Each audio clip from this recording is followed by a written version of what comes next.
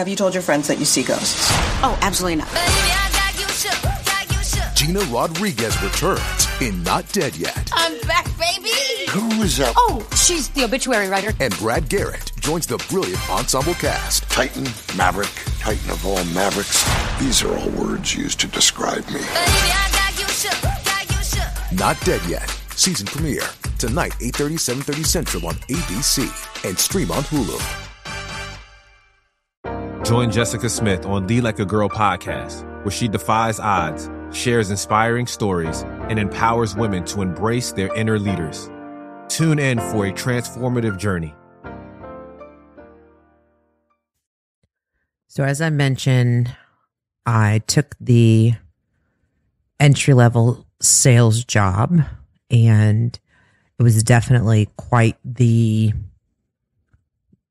let's just say it was a humbling experience after reaching the level of success that I had with direct buy and just loving what I was doing and just starting all over is ultimately what it was. Starting all over and being in a foreign land. The whole idea of a massive company, so many people, so many businesses, and ultimately just a different culture. And so, of course, you know me, I only know one thing to do, and that's just to pray and believe God's going to make a way. So I start this job. Will is going to barber school, and I remember day one when I started, I had a great manager. And now that I'm thinking about it, probably the best leader that I've had in the 6.5 years of being gone from direct buy.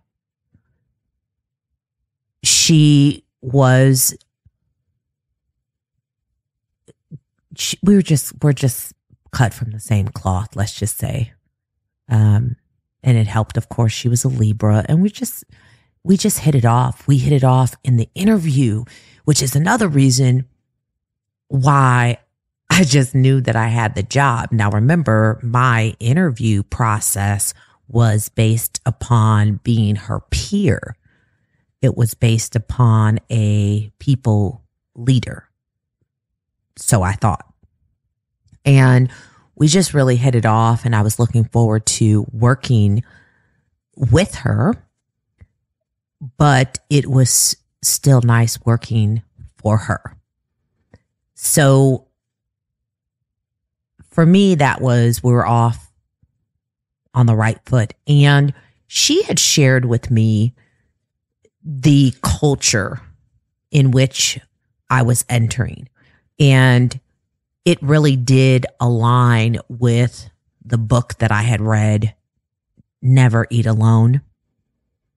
But when you learn something, you don't really know until you're in it and you're like, oh, okay, that's what they meant when they said that. Or, oh, okay, now I see. So, I've read this book multiple times now because I really learned something different by connecting the dots after the fact once I go back and read it. But she set me up for success. She really did by just sharing with me the culture and understanding that it is really going to be about you building a brand for yourself and connecting with the right people and relationships. And she's like, you hear about that. It's all about who you know or who knows you. And, even when people said that to me and when I read it, it just sounded crazy because coming from not just a sales org, coming from the place, the culture at Direct Buy was nobody knows who you are and nobody cares who you are unless you're a superstar. It's just that simple. And so my strategy at Direct Buy was every room I walked in, it was about how can I outperform the room? And every time I did that and every time I was successful, that was my brand. And when people called me, or if we were at a conference or a summit and they came up to me, they didn't care. Hey, who are you? What's your name? Or small talk. They knew exactly who you were because they saw your picture and your numbers in byline, and they had one question. How the hell are you doing it? We want to know. Share your secrets. So that was kind of what I was brought up in, that environment. And so this was just, it was very different. But you know what? I took Yvonne's word. That was my leader. And I took her word for it. She seemed to be someone who knew what she was talking about, and I trusted her on that. So that really set me up for success to start that mission with, all right, I got to make sure that these people know who I am. And now I'm not saying that I didn't have to perform, because you can't build a brand and build relationships and then be a lazy loser. Let me just be clear. However, the name of the game is not based upon performance. Okay. So I only have so much energy. And if I spend all of my energy with my head down and just outperforming the room, that ain't going to work. It doesn't work. I talk to people all the time. It just doesn't work. So I think I have a good strategy, and my prayer at this time every day is just, Lord, put me in the right rooms, put me on the elevator with the right person. I was going only up to I think it was the 3rd or 4th floor, but listen, if it's a short ride, that's okay. As long as I'm in there with the right person to make the right connections, that's all I can ask for. And just give me one shot. Just give me one conversation. And they're going to know who I am, where I've been, and where I'd like to go. So, but I'll tell you what was on my mind day one. I'm just going to be real. What was on my mind day one is, who is this fool that got my job? Seriously, I'm like, and listen, maybe it's just my ego, pride, whatever the case may be. I want to put eyes on the man or woman that got my job, because at this point, it's like this unsolved mystery. And I'm just like, something's not right. It doesn't make sense. And who I think is Judge Judy that's like, if it don't add up, if the math ain't mathing, it's because it ain't so. So I'm like really curious on who got my job. So I just remember being on that mission to figure that out. Now, it wasn't hard to figure out, right? Because I am working in the same place, in the same department in which the job was in. It was also the West Coast. So that was a big part of the conversation, which is the leadership position, the team that I would be leading led West Coast. And I remember them asking, is that okay in terms of the time difference? But one of the advantages was that, you know, people in California, and those of you that are in California, you know, you different. It's different. And whether it is dealers or Silicon Valley engineers, just like anywhere else, you know, people in different parts of the country, they have a different culture and they do business differently. They think differently. And so that was part of the interview process is that, I shared with them how coming from Chicago to California, we really had to learn the difference of, what that customer looked like from a standpoint of how people think differently. And so that was something that they were really excited about. And I said, and time difference. And as a matter of fact, the hiring manager, like I said, called me back and he said, you know what? One thing I want to ask you that didn't come up is the time difference. In the difference in being in Atlanta, this would require you to work later. And I just wanted to make sure that was okay because I know you mentioned that you have kids. And I said, listen, I've been working this direct buy schedule for almost 20 years, sir. And this direct buy schedule, this is like retail hours. I mean, you work until 10, 11, 12, get the right engineer in front of you. You'll be there till 1 o'clock in the morning. And we work on Saturday. So you just talking about Monday through Friday, a little later in the evening, not a problem, sir. He's like, oh, perfect. Glad to hear it. Exactly what I hope you say. I mean, every signal of you are hired, you got the job, it was all there. I knew I had it. So I remember trying to figure out, okay, so who's who and who's the leader to the, so I'm asking questions. And so finally I asked around and someone told me that, oh, that guy over there, he's the new manager for the West Coast territory. So I'm looking at him. I'm like, oh, okay.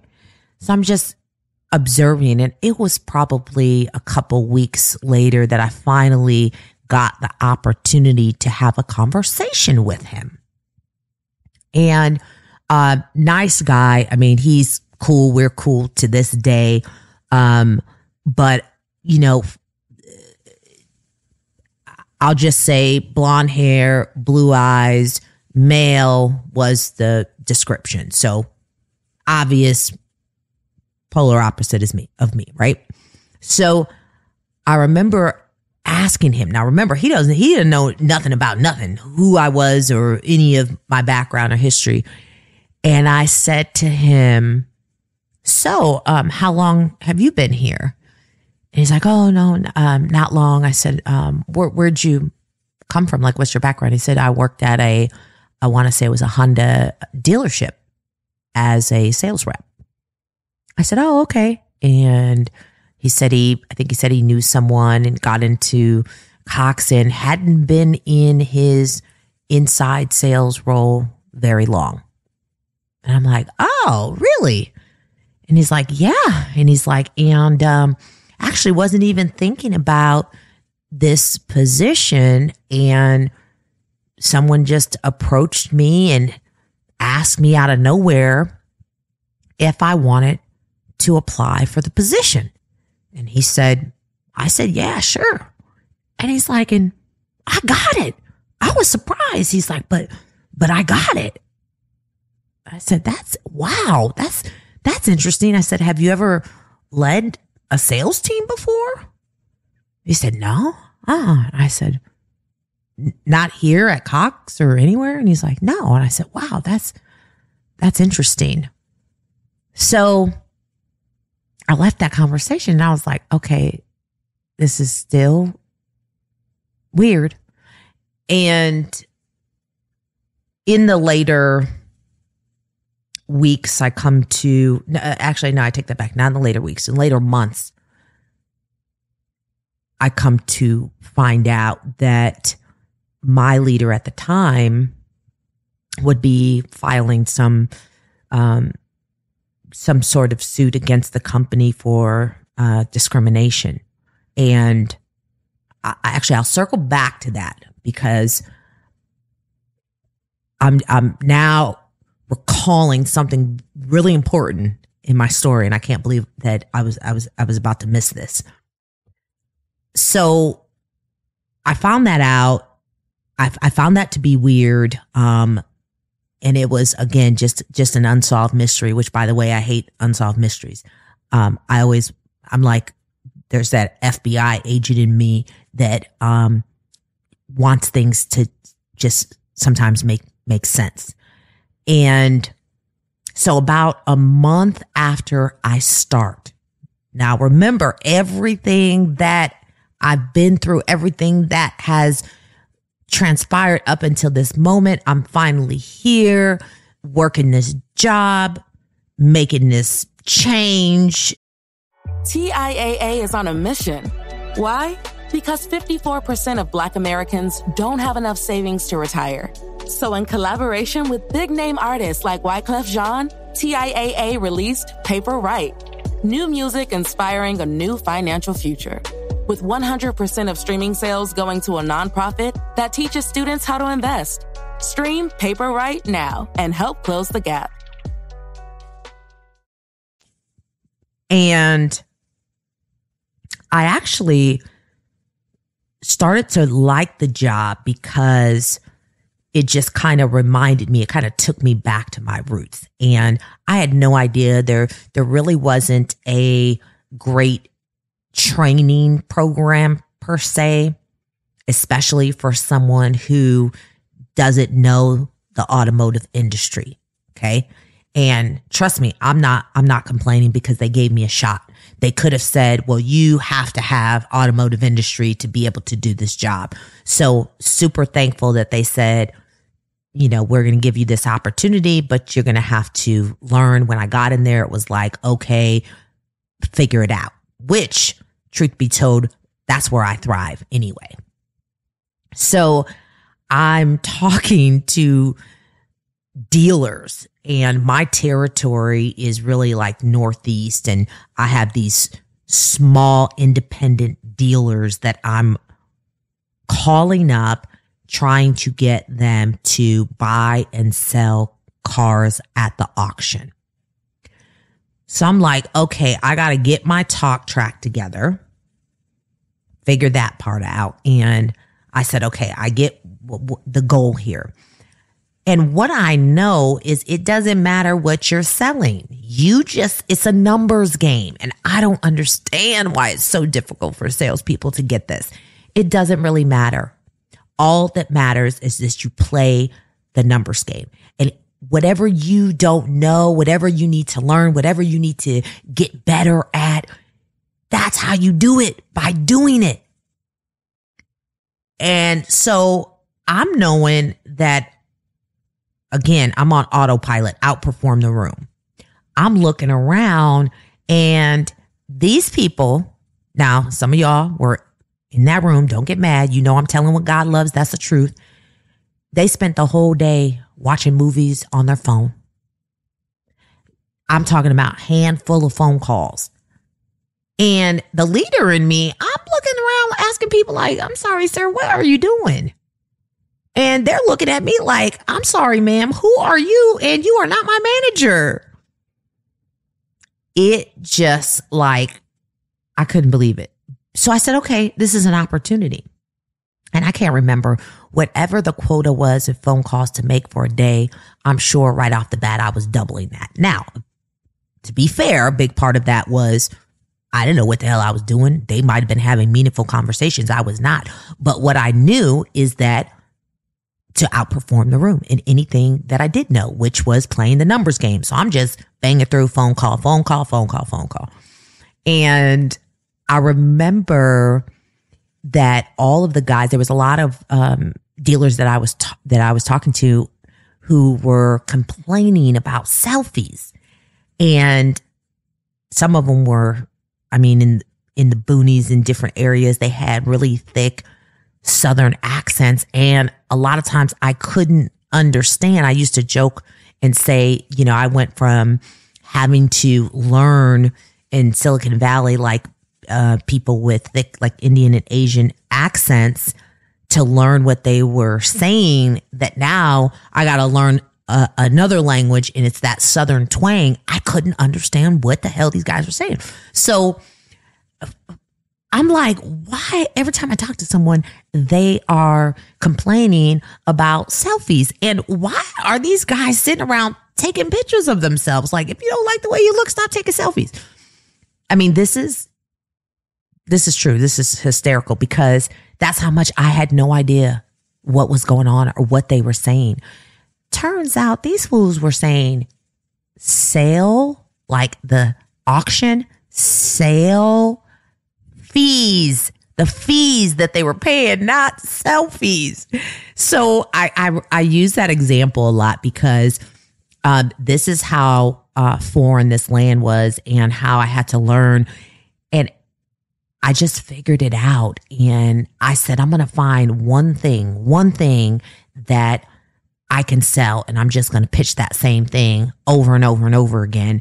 And I'm just going to just play the numbers game. And if everybody's making 25 calls, I'm going to make 50. I'm going to make 75. So that was my strategy. And so right off the bat, I was able to stand out as, all right, they knew my background. I would have people like ask me, why are you so dressed up? And I'm like, why are you so dressed down? These are the clothes that I have in my closet. And the real story was, and I don't have money to go out and buy new clothes. So this is what I got. This is what I'm wearing. But I used to, say things like, well, I was always taught to, dress the role of where you're going, where you want to be, not where you are. So it was just a bunch of that type of stuff that I did right in the door. Okay. And here I was, I don't even think it was a month and a half after starting this job. Everybody comes in and there's an email sent out. And everybody got one of two emails. Either your email said, go into this office, or you got the email that said, go into that office. So everybody's like, now, these people obviously know what's going on because they've been in this environment and know the signs. But I found myself in this room and there were probably, I don't know, maybe like 50 employees in this room. And the senior director of the org and HR.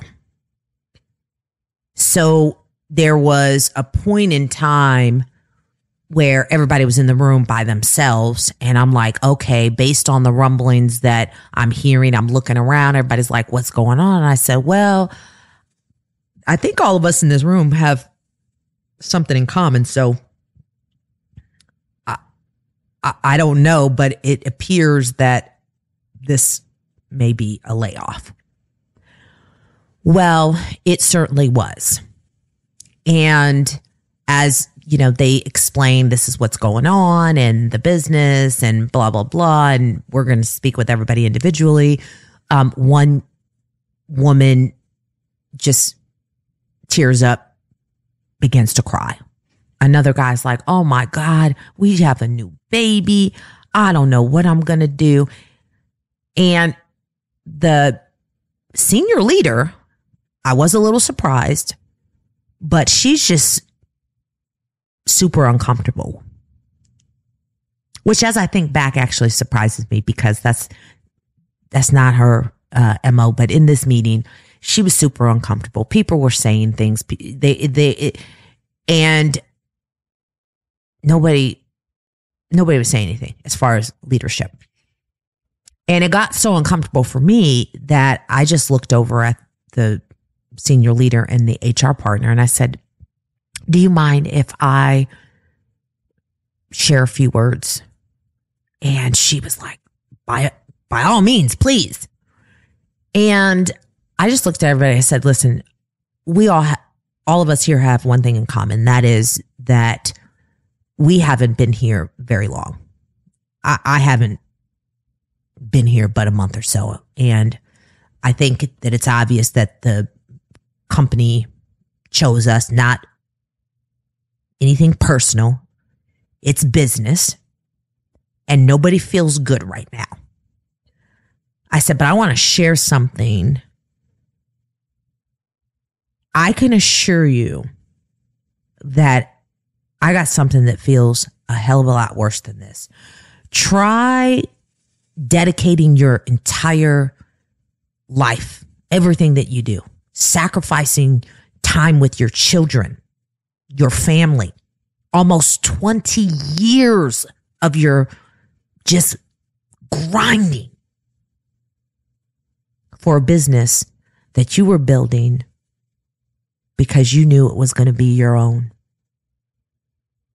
A business that you were building that was going to be your family's legacy. A business that you were raising your children up in hopes that they would carry on the business. And in one day, you wake up and you go to work and that is all gone. And not just as that's all gone, but you have no freaking clue what you're going to do because that's all you know. I can assure you that that feels worse than this. Find a way to just be thankful. And what you will find is that there's always light at the end of the tunnel. There's a reason for everything. Just trust the process and you'll land on your feet. And then I said something funny that made everybody laugh. And I remember the HR partner, Roxanne, I remember she just had this smile on her face where she was just like, oh my God, thank you. Like, well, I got laid off. And again, I'm thinking, what the hell? All of this. And then I take the little job for the little change. Why the hell did they hire me to just, and again, I had to take my own advice and I understood. And after, talking with a few of my mentors, it's like, it's just business. And when you have big corporations, that's just strategy. So the more I thought about it, the more I shared with mentors who knew more about this environment, they further explained to me, and this is another reason why it is so important that you build a brand, that you build a network of people that are going to mention your name when you're not in the room. Now, I understood the assignment, but damn, give me time to complete it. I just walked in the door. So I called Will and I said, you are not going to believe this. I don't have a job. He's like, what do you mean? I said, I got laid off. You got laid off? How you get laid off? You just started. Exactly. Well, why'd they hire you? Exactly.